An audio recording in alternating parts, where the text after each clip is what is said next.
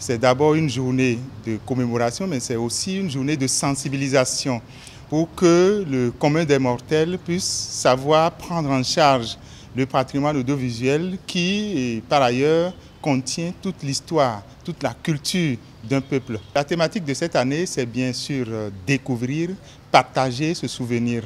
La découverte, ça cache surtout la possibilité de collecte des documents audiovisuels. Il faut pouvoir les identifier, aller les chercher, les mettre en forme et puis pouvoir les utiliser.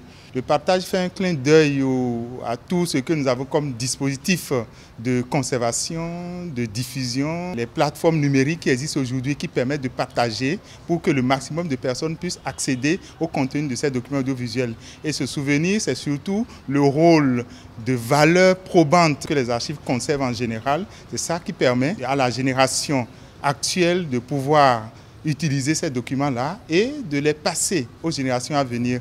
S'il faut parler de l'état des archives audiovisuelles, il faut savoir que les archives existent, mais il y a de gros défis, du travail à faire par rapport à la conservation, par rapport à la migration sur des contenus pérennes. Le ministère a en charge l'un des projets prioritaires du PAG du gouvernement, qui est le développement de contenus numériques.